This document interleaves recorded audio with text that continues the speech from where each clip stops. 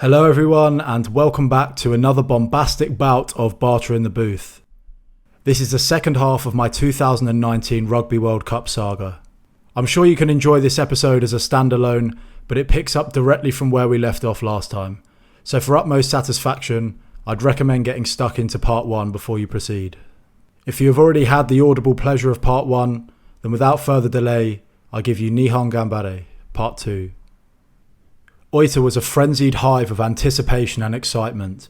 The station opened up into the city's central square, which had been converted into a magical dreamland where beer, rugby and nationalistic shouting reigned supreme. Despite being riddled with World Cup fever for several weeks, this was my first time touching base with my own countrymen.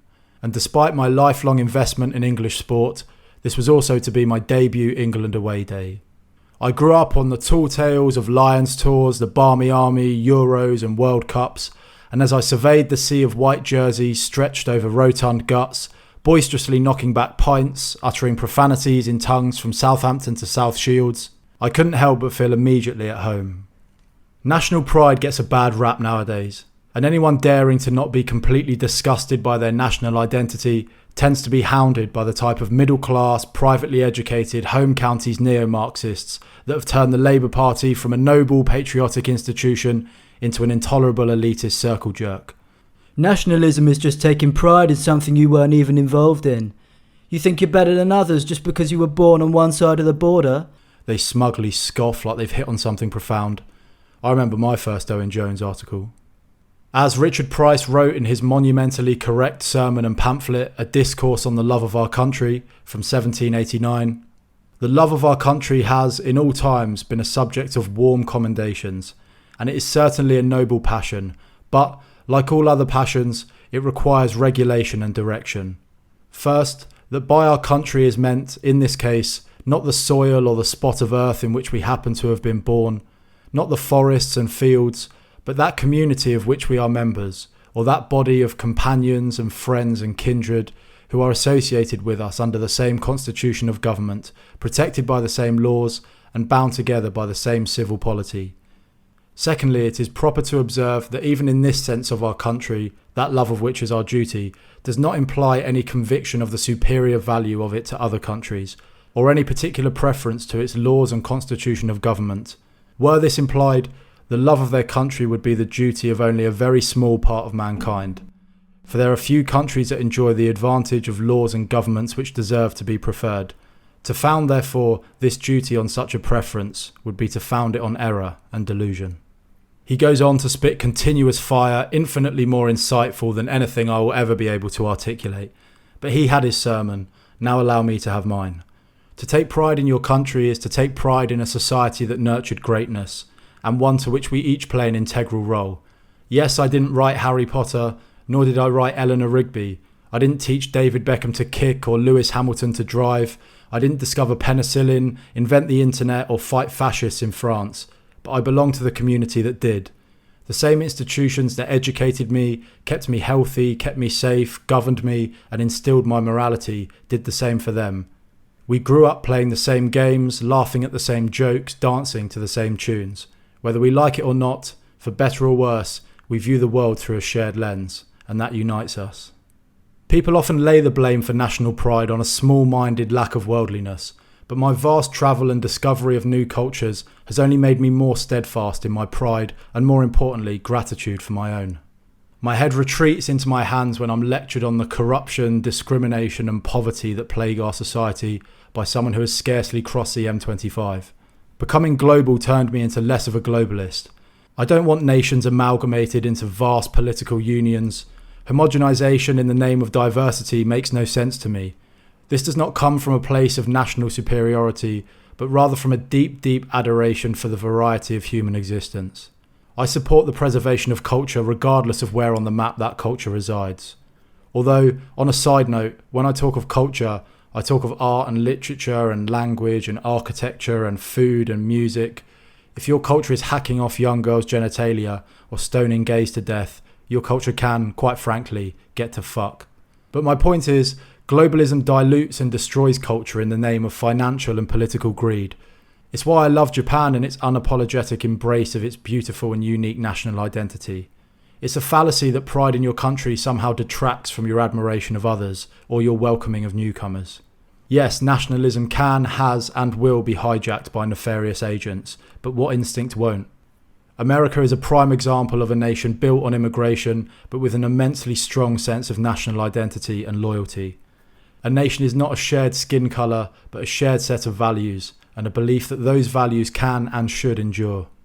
I don't want to meet faceless Europeans or Asians or Africans devoid of any history or identity.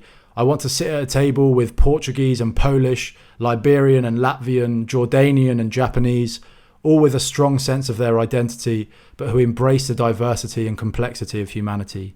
Sport is the last bastion of this unashamed national pride, multicultural as it should be. We were on a tight schedule, so after a brief pit stop to inhale some ramen and beers, we were on the bus to the stadium. For the first time, there was a more even representation of fans. In Kumamoto, the French and Welsh had enjoyed a near monopoly on support, so I enjoyed the banter and gentle hostility which came with a mixed crowd, especially when it's with the shackle draggers. But above the national tribalism was something much more powerful, something that bore no relevance to which team scored the most points, something which united us all, and that was the pure elation to be where we were. Of course, we were all there to see great rugby and to see our team win, but factoring in the sheer privilege to be experiencing such a momentous occasion in a place as magical as Japan, surrounded by our dearest friends and family, a desirable scoreline was really just the icing on the cake. Oita's stadium was far grander than Kumamoto's and provided an atmosphere far more fitting to a World Cup. Outside we became quite an attraction for the gradually crescendoing crowd and were hounded for photographs and blowjobs every 12 feet we walked. It had been something of a chore whilst trying to navigate the train stations, but now we could completely lose ourselves in the moment. The months of planning had finally come to fruition. The beer was flowing, the barbecues were raging, pockets of choruses erupted in song, and we were about to bear witness to an event that most rugby fans could only dream of. Although the costumes were worn mostly for our own absurd lust for self-degradation, it was nice to feel that our presence was contributing something to the atmosphere of the day and people's general World Cup experience. I often wonder how many hundreds of Facebook, Twitter, Snapchat and Instagram pages we became the centre of that day. The four of us were split in half for the match. I was part of the all-English consignment, the other being half French. Through some jiggery-pokery of which I can't remember the details, we were able to upgrade our Category D tickets, D standing for devastatingly shit, for Cat A's. We were dead on the halfway line and close to the front of the second tier, a perfect spot to not only survey the finer details of the match, but also to fully appreciate the swelling atmosphere. The inside of Oita Stadium made Kumamoto feel like an amphitheatre. It held almost 10,000 more seats and, unlike the Wales and France matches, each one was filled. We hailed ourselves a Heineken vendor and stocked up for the 80 minutes ahead. When finding yourself caught in the middle of such an occasion, it's all too easy to get washed away in the fervour, and before you know it, the moment has passed you by. Through my adventuring, I've learned the importance in life generally, but especially in these golden flashes, of pausing and allowing yourself to consciously bask in the magnitude of an event. As the white and gold sides emerged from the tunnel and tens of thousands of individual conversations merged into a united roar, we clanked glasses, chuckled wildly at the brilliance of our situation, and rose to our feet for the anthem. I've been a lifelong critic of England's chosen anthem, but as you have learned from my lengthy digression on patriotism, it's not down to any discomfort at displays of national pride. Rather, it's slow, subservient, and in a clumsy 3/4 time signature that makes it impossible to be sung well by a crowd. Moreover, it's not even the national anthem of England. As the anthem of the United Kingdom, we have no obligation to sing it at sporting events involving England, in the same way that Scotland, Wales and Northern Ireland don't waste their time with it. Of course, I'll bellow it out with as much gusto as I can physically muster, but there's always a shred of embarrassment tainting my enthusiasm, especially when it's preceded or followed by the likes of La Marseillaise or Land of My Fathers. It seems everyone else is poetically describing how they will irrigate their fields with the blood of their enemies, whilst we mournfully give our best to old Liz. And I'm not even anti-monarchy. Even Japan's anthem, while slow and related to the preservation of their monarch, makes me want to hurl myself at 170 kg Fijian lock way more than ours does. And it's not like we're short of rousing alternatives. We've led the world in verse and music for 1,000 years, for Christ's sake. Could you imagine the scenes of 50,000 Englishmen belting out Jerusalem or I vow to thee my country? Just the thought of it is making me want to garrote a Frenchman. Alas, the Home Office continues to ignore my letters, so we're stuck with the maladroit slurrings of God Save the Queen. Thankfully, it would take more than a soppy anthem to knock the wind out of England's sails, as they trounced to an outrageous 40-16 victory over the Aussies in a spectacle of sheer domination that earned them a place in the last four. Australia is always a huge scalp to collect in rugby, and to bring their World Cup journey to an end in such a convincing manner made it all the sweeter. I mentioned earlier about the scoreline becoming trivial in the grand scheme of things, but fuck me, it felt good in the moment, and guaranteed me at least one more week of masochistic anticipation. A geezery, belch-peppered rendition of Swing Low filled the air as we reconnected with the other half of our quartet and spilled out of the stadium recounting our personal highlights. Even our resident cynical Frenchman couldn't help but marvel at the quality of England's performance, and amuse-bouche for his own team's battle in 24 hours' time. Our lodgings for the evening were an odyssey away. Every hotel, guest house and inn within a 20-mile radius of the city had been booked out years before we had our shit together. I felt like the Virgin Mary wandering Bethlehem, but instead of a Messiah to birth, we had some victory flagons to see to, and instead of a stable, we took to the burbs for the evening. I don't recall the name of the town, which is fortunate because there is absolutely zero reason why I will ever have to return, unless the law somehow DNA traces the piss-stained alleyways back to me. The hotel was tall and grand, but was the sole resident of the town. It stood awkwardly like Snow White amongst the dwarves, a pillar of busy modernity in a town steeped in bumfuckery. Still, I've enjoyed some sterling evenings in the remotest of shitholes, and it would take more than dereliction to quell our spirits. Our guts had experienced nothing but liquid for some time now, so food was briefly on the agenda before we reverted back to less cohesively bonded substances. In rural Japan, there's very little that separates a delicious meal from burglary.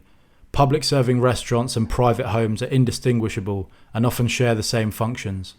Many a time whilst on respite from the busy metropolis of my city, I've exited a residence after a slap-up feed, unsure if I'd just experienced a charming family restaurant or unwittingly broken into some poor old bird's house, who then proceeded to cook me dinner out of a mixture of hospitality and fear. The izakaya we settled on gave off similar vibes. The proprietor would have been less surprised if a fucking badger had strolled in demanding meat and beer. It was empty, bar the resident affable lunatic, who of course we were sat next to, on the floor, around the grill. This yakiniku style was atypical for an izakaya, but was an answered prayer. How else could a group of ravenous cads better be satiated than with a smoky grill full of surprisingly high quality beef for such an establishment, along with additional platters of mystery flesh and organs that all became delightfully palatable once sufficiently charred. It was the homelier side to Japanese hospitality, and a welcome juxtaposition from the boisterous antics of Fukuoka. However, once we'd exhausted the poor owner's semi-annual supply of meat and beer, we did rather get the itch for boisterous antics.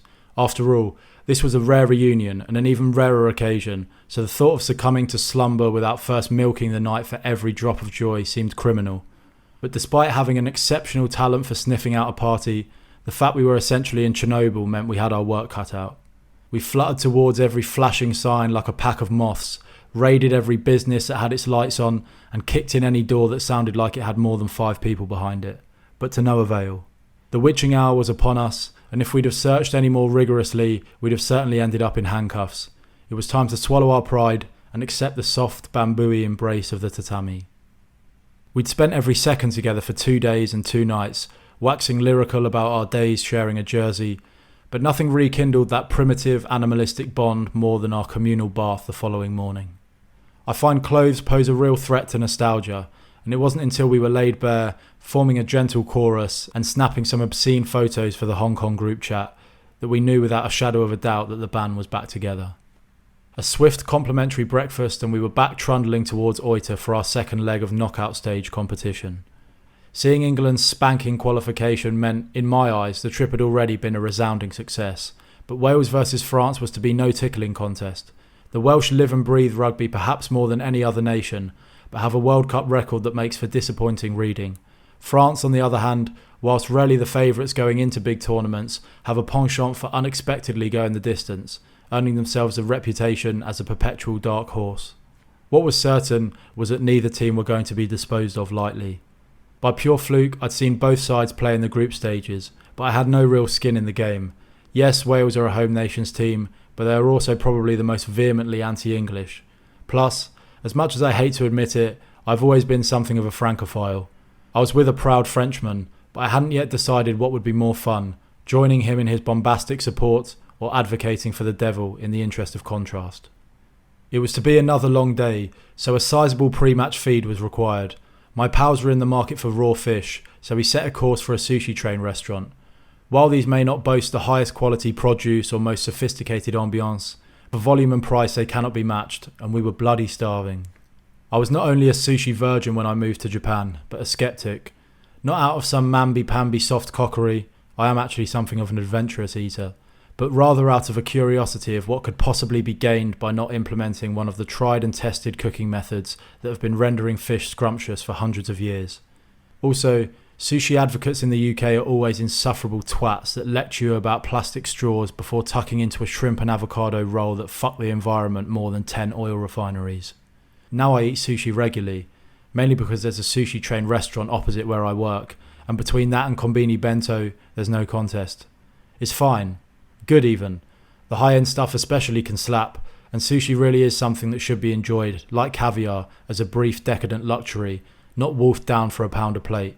But even taking the quality gear into account, I still just can't share the enthusiasm of some of my peers.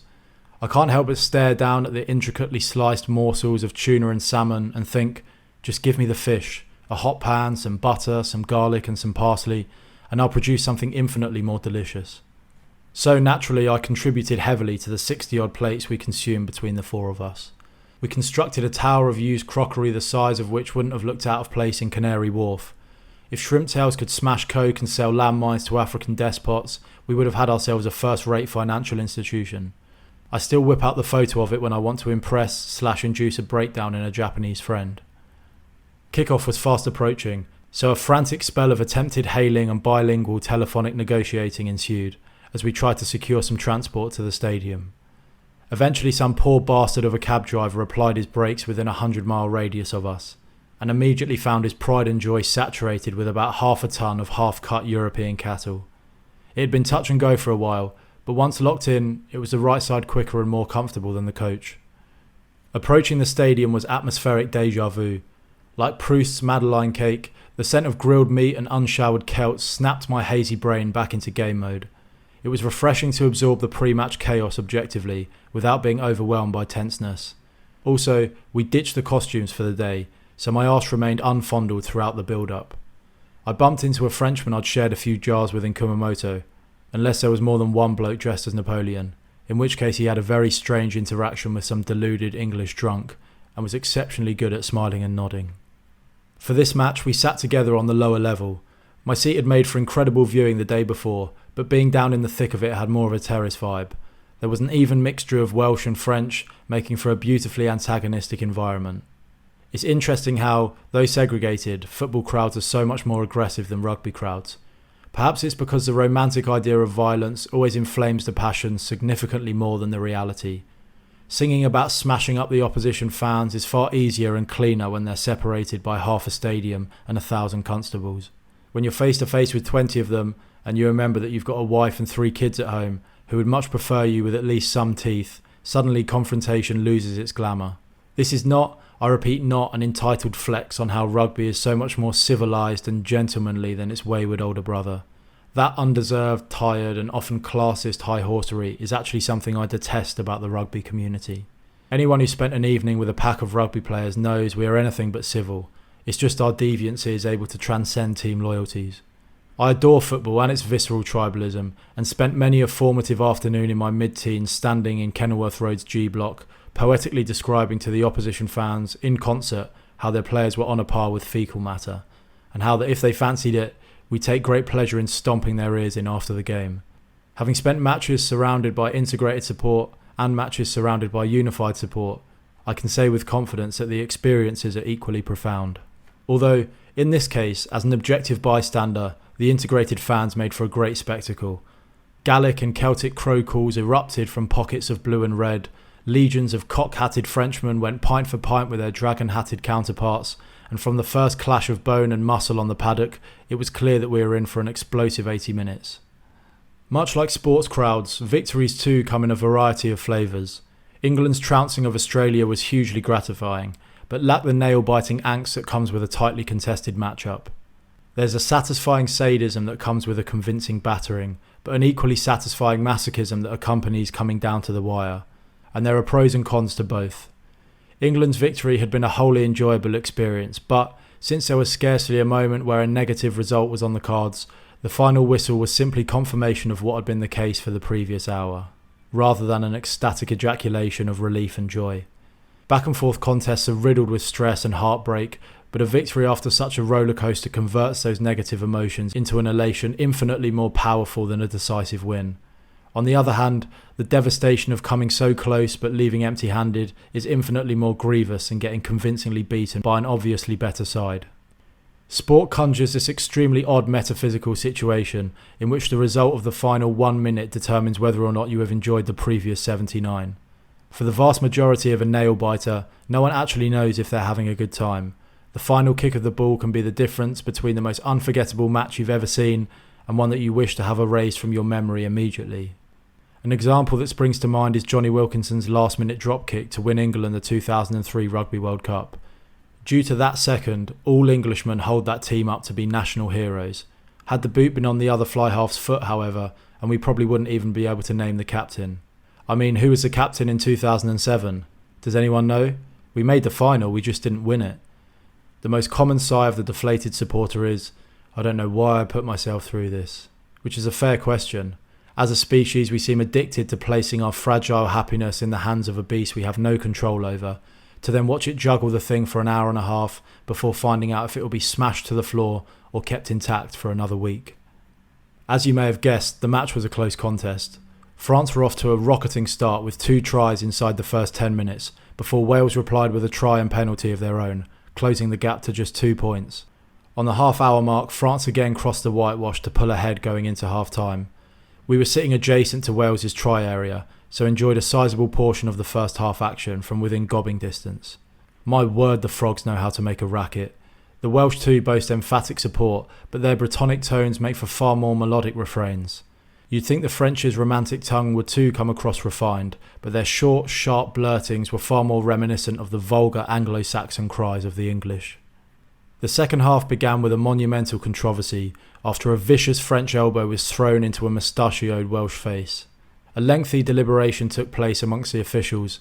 The incident was replayed again and again on the big screens, inviting the frenzied crowd to deliver their verdicts through the medium of profane bellows, as if deciding the fate of a downed gladiator. At last the referee sentenced the towering French lock to maximum punishment and sent him for an early bath. In rugby, 9 times out of 10 a red card is a kiss of death, and France now had to contest a full half with only 14 men.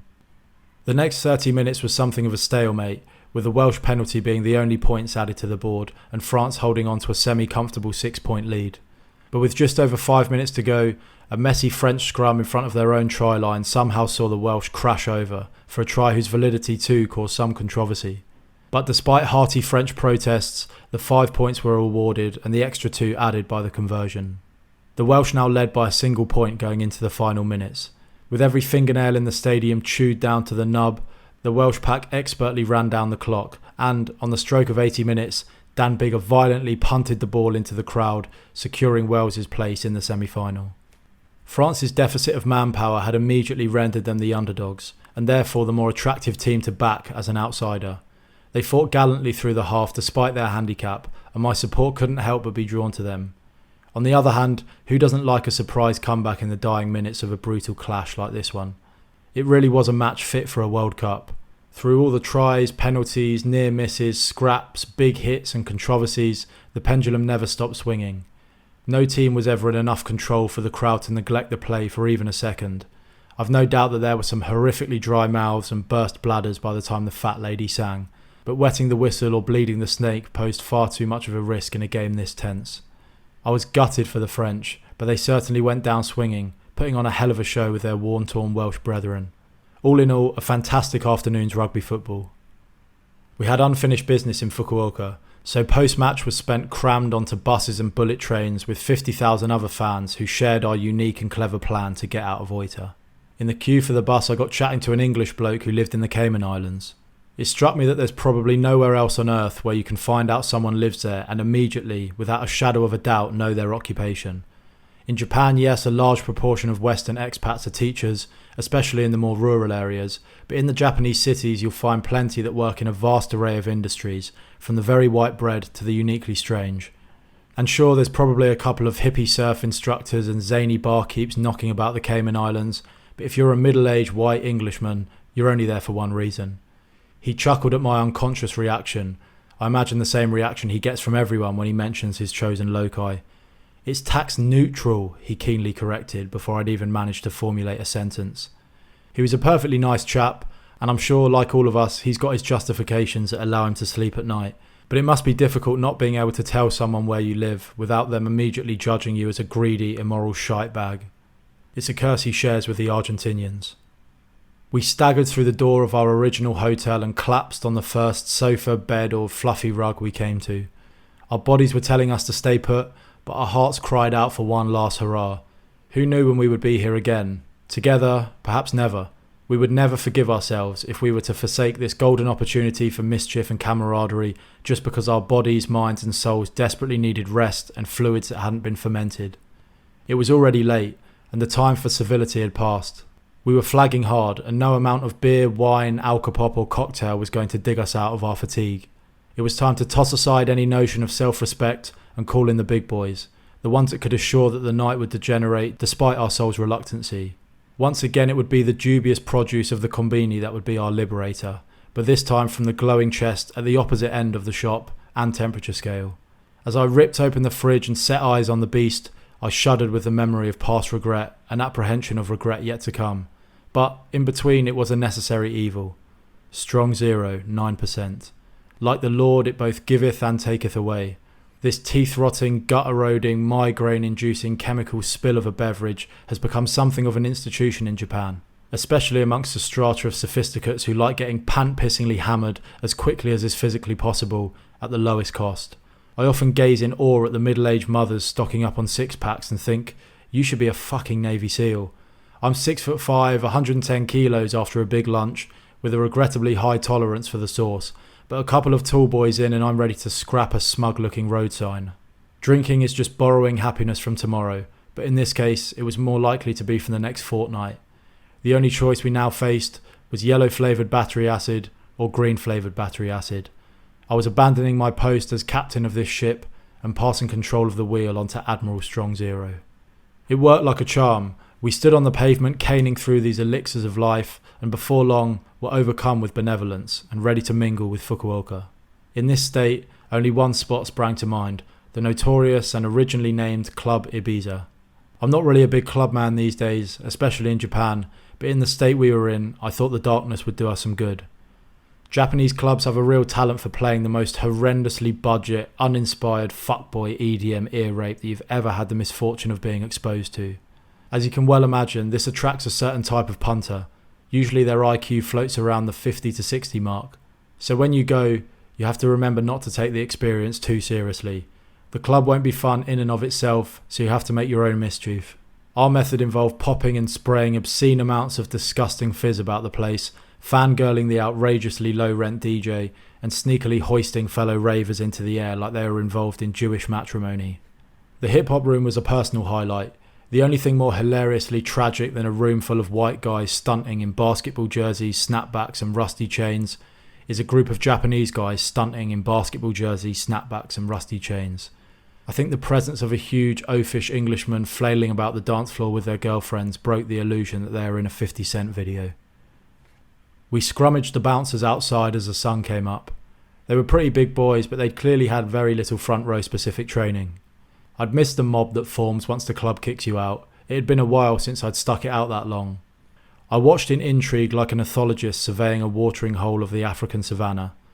As mating season drew to a close, the crepuscular males went about desperately beating their chests in a last-ditch attempt to secure the straggler females, whose once pristine plumage was now doused in Smirnoff ice and sweat. The more nocturnal perched on the bank of the road and considered their life while sucking down creased cigarettes, or simply succumbed to their hibernation on the cool slabs of the pavement. The light of day was not kind to any of them, nor us. Had I caught a glimpse of my tattered reflection, I probably would have converted to Quakerism. It was the hour where you begin to encounter ascetic wankers out for their morning runs. Have they no mercy? I do a good enough job of wallowing in my own scumbaggery without their smug productivity standing on my throat. It was time for bed. The Monday was a public holiday, so there was no mad morning rush for trains and planes. We dragged ourselves through the streets of Fukuoka in the closest thing to tourism I've ever managed there. There's something about that city that turns people into absolute reprobates. Despite many attempts, with a cornucopia of different companions, I've to this day never accomplished a wholesome trip there. I'm sure there are a number of perfectly charming parks and galleries about the place, but I never seem to be able to find them before being sucked into the black hole of racially insensitive bars and transvestitism. What we did find, however, was the most out-of-this-world beef katsu sandwiches. Not a day has gone by since where I don't think about them, to the point that sometimes I wonder if they were just a figment of my delirium tremens. In our desperate and aimless quest for nourishment, we came across a small, understated, but clearly high-end cafe. I use the term cafe as I can't think of a better alternative, but in reality, it consisted of about 10 seats spread across a bar. Admittedly, I was somewhat sceptical. We couldn't decipher the hieroglyphs on the shop front, but there was a picture of a cow, which was good enough. It's much more common in Japan for eateries to specialise in one specific dish, which can be a double-edged sword. If you're dragged to one and you're not keen on that particular speciality, you're condemned to an evening of hunger. But if you fancy what's on offer, it will most likely be the best you've ever had. That was certainly the case with Mr. Katsu Sando. He toiled over these sandwiches like he was redecorating the Sistine Chapel, and it took about the same amount of time. My grumbling tum and gradually waning consciousness did not appreciate the wait, but the moment I took my first bite, all notions of time and space instantly evaporated. There was no past, no future, only the eternal succulence of that sandwich. I had no idea who this chap was, but he should have been making sandwiches for the emperor, not feeding someone who was wearing pants he got for his 16th birthday. It wasn't cheap from what I remember, but in that moment I would have offered him my firstborn son as payment. Like an oasis in the desert, Mr. Katsu Sando's intricate baps had revived us from the brink of the grave, and we were released back into the city resembling humans again. We killed the afternoon and, before long, it was time for us to split. Our newfound proximity with me in Japan meant it was not so much goodbye as do svidaniya, but it's still never a pleasant moment to wave off your good pals, especially after such a weekend. Alas, the clock catches up with us all, and I'd be lying if I said I wasn't relishing the prospect of an uninterrupted night at the lower end of the Glasgow Coma Scale. I had a week off from rugby in the flesh, and for some reason the fan zone didn't think it worth screening the semi-finals of the tournament that Kumamoto was hosting, now that the city had fulfilled its obligation to the tournament and Japan had been knocked out, so I was condemned to watch it from the comfort and soullessness of my bachelor pad. I suppose I could have wandered down to the tacky Irish bar, but I'd made that mistake earlier on in the tournament, and ended up explaining the whole match to an insufferable Yank who couldn't seem to fathom that rugby bore zero resemblance to his idea of football, and that his misshapen peg would not fit in rugby's historic and glorious hole no matter how much he forced it. Although it would have been logistically impossible, I still regret not seeing England's semi-final live, for in my eyes it was one of the most shockingly resounding England victories in history. I'd never seen a team dispose of the All Blacks, the greatest team of the modern game, so convincingly. England had demonstrated their ferocious quality throughout the tournament, and I had every faith in their success, but to witness this bamboozling of the legendary Kiwi machine play out was a sight for the ages. I imagine the atmosphere at the ground must have been overwhelmingly electric. I was leaping about my apartment like a caged Jack Russell, not knowing what to do with myself, but the delight of their victory upon the blowing of the final whistle quickly morphed into a shocking realisation. England were now to play in, and quite possibly win, a Rugby World Cup final in Japan, where I so happen to live. This is a set of circumstances that English rugby fans fantasise about in the wildest depths of their imaginations. It struck me, if England were to win while I sat idly by, I would never be able to look my yet-to-exist children in the eye. I would forever be the pathetic costume of a man who could have seen it. To put it simply, I had to be there. The next week was chaos. While most England fans were able to bask in glory and excited anticipation, I was busy calling in financial and logistical favours from every friend and relative in the Rolodex, monitoring ticket resale sites day and night like a hawk, and arranging passage to Yokohama. Ticket-wise, there was no way I was going to secure a fully legitimate one through the bona fide mediums, so no matter how much I paid, I'd be running a huge risk of fruitless bankruptcy, humiliation and devastation. Second-hand ticket sites are pretty good at validating what's bought and sold on their platforms, but that doesn't prevent vast amounts of duplicates and forgeries slipping through the net. And considering the amount of money to be made out of English and South African desperation, I was under no illusion that I was safe. I felt like I was playing the stock markets, for throughout the week ticket prices soared and plummeted seemingly arbitrarily. But even during the troughs, we're still talking outrageous sums of money, for no fully fledged guarantee of admittance on the day. Still, if I was to ever take a risk, now was the time. Motivated by the prospect of future regret and shame, there was no length I would not refuse to go to get into that stadium, and thankfully my family shared this sentiment. Early birthday and Christmas presents were called in, my savings were pillaged, and numerous IOUs were established, so that by the end of the week, I had a ticket and a flight to Tokyo. On the train from Tokyo to Yokohama, I sat next to an English expat from Australia who'd worked all over East Asia. One of the biggest things I miss about home is talking to strangers. As I've mentioned, Japan is infinitely more friendly and hospitable than England, but it's very much of the formal, rehearsed, employee-customer dynamic. Incredibly welcoming, but there's very little room for going off script. The odd safe comment about the weather might land okay, but crack a joke about all the wine you've just bought and you'll be regarded as if you've just flopped your cock on the counter. Being unable to exchange lightly with barmaids, cabbies and supermarket cashiers has made me realise how much daily human interaction can lift the spirit, regardless of how trivial.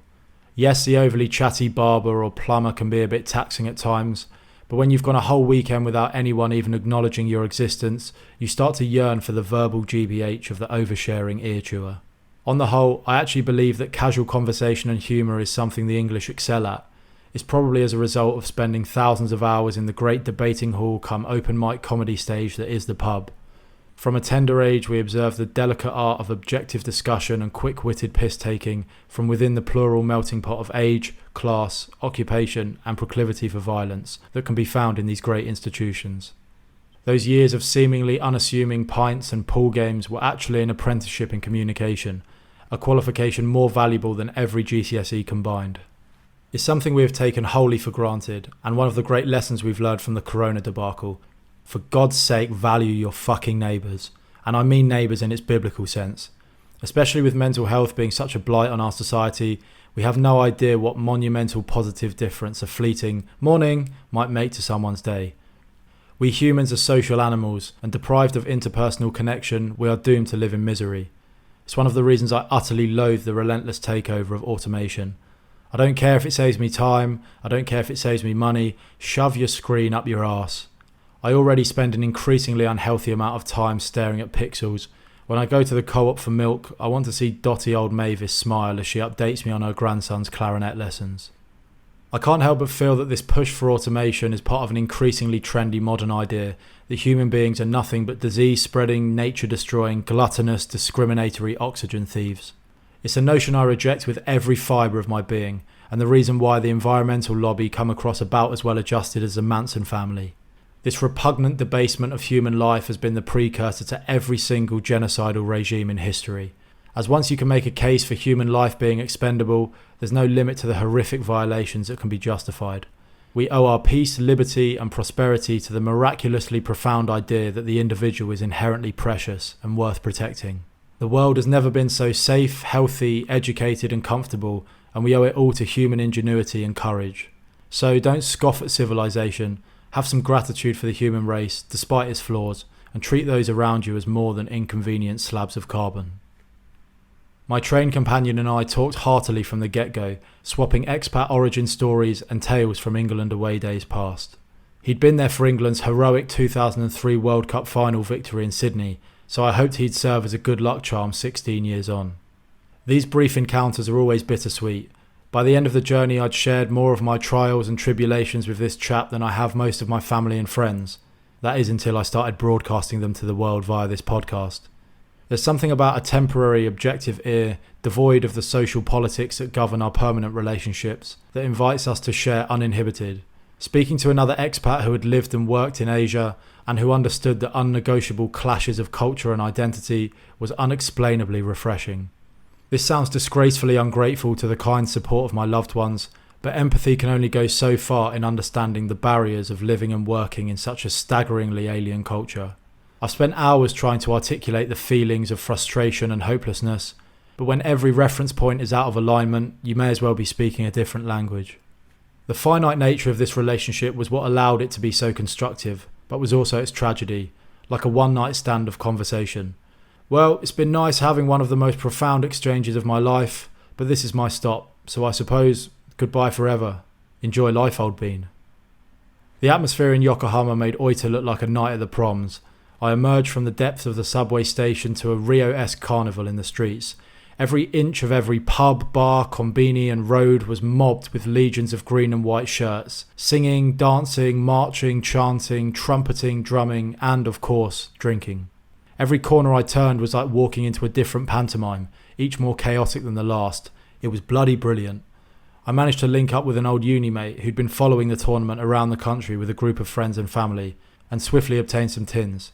Seems I had rather a lot of catching up to do.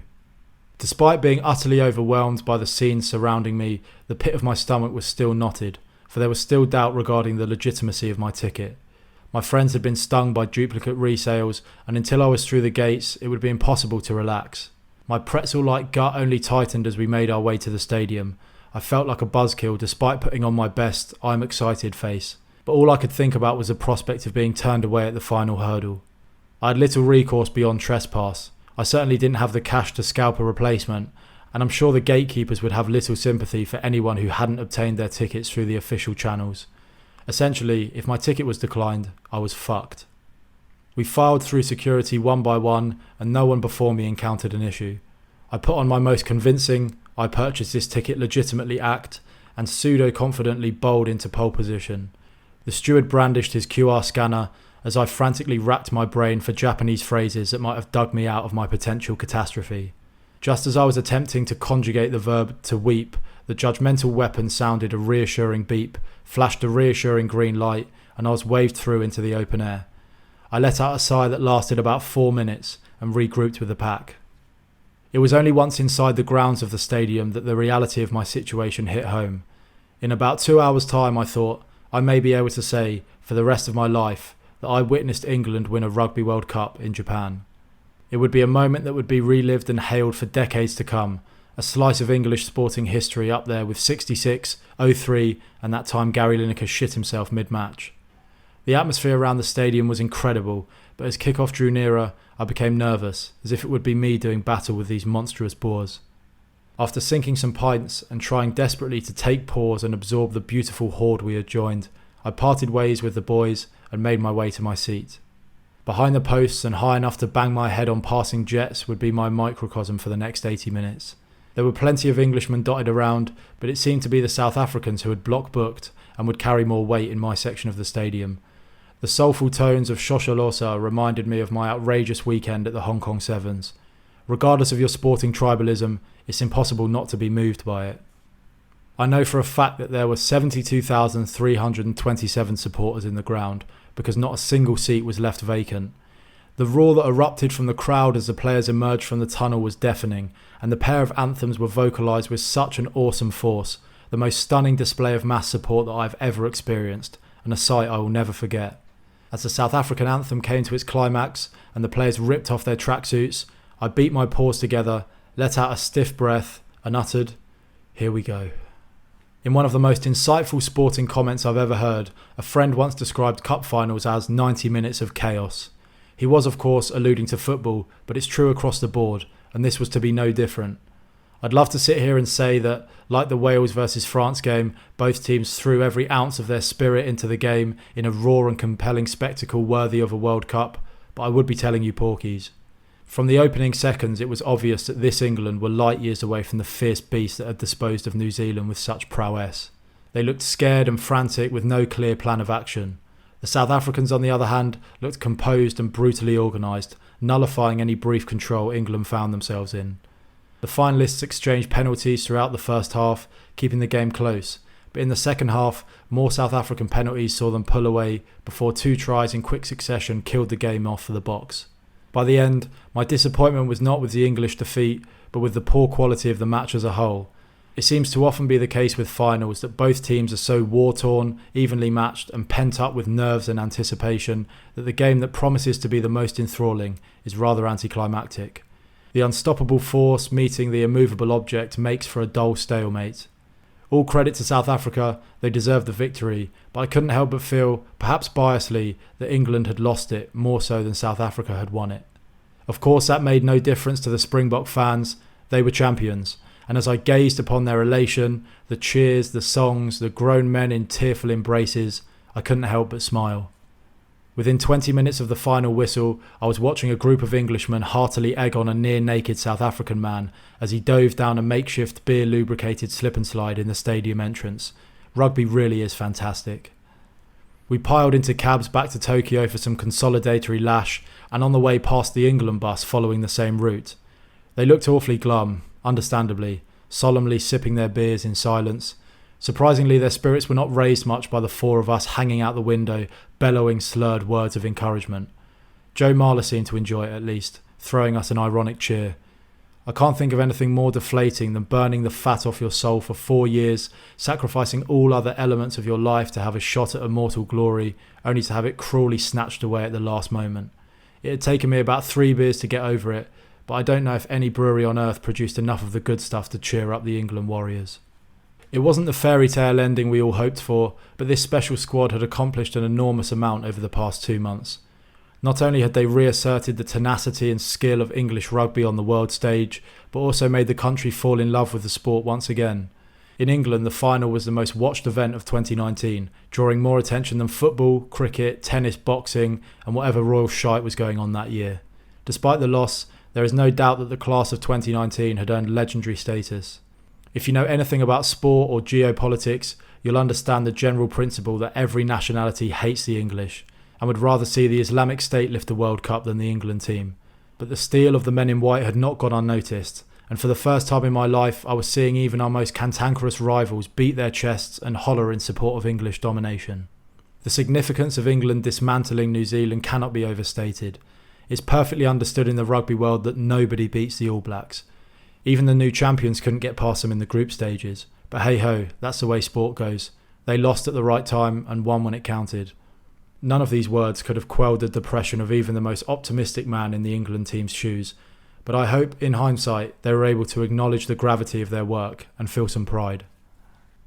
Why do I never learn that the combination of beer, time and confined space makes for a fucking wretched time?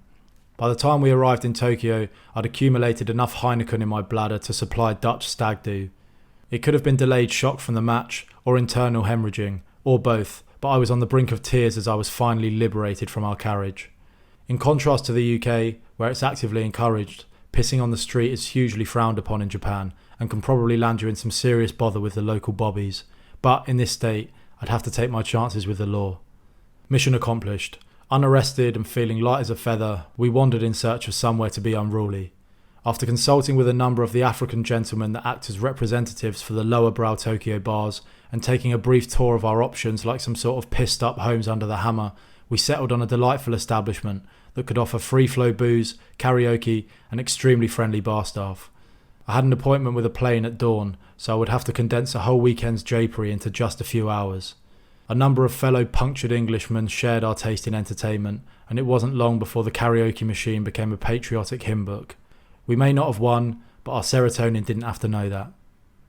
As the hours flew by, it wasn't long before I was saying my farewells and skulking back to Shinjuku Station. The next few hours were fucking miserable. I was coming up for 24 hours without sleep, and was going through that horrible transition from drunk to hungover live, as it happened. I snatched a few minutes kip here and there, a train platform, a heated toilet seat, a businessman's shoulder, but for the most part I was slowly going through the rigmarole of Tokyo rush hour and a domestic flight and a cross-prefecture coach ride, feeling like I'd let the South African pack do river dance on my brain. Even once home, it took an age for the fog to clear and any introspection to slowly set in. It had been a complete mindfuck of an evening and felt like a disjointed fever dream once I'd slept it off. I'd invested so much time, money and spirit into chasing the dream, and in the end, I wasn't sure what I'd got out of it. A story that would have no doubt become a core part of my identity was now a dinner party tidbit at best. My World Cup experience as a whole has certainly become integrated in my identity as a fundamental element of my Japan story. It's just a shame that the cherry on top had to be rudely knocked off. I'll never think back to that night and not wonder, what if? But I'd done everything in my power to experience a miracle, and God fights on the side with the best artillery.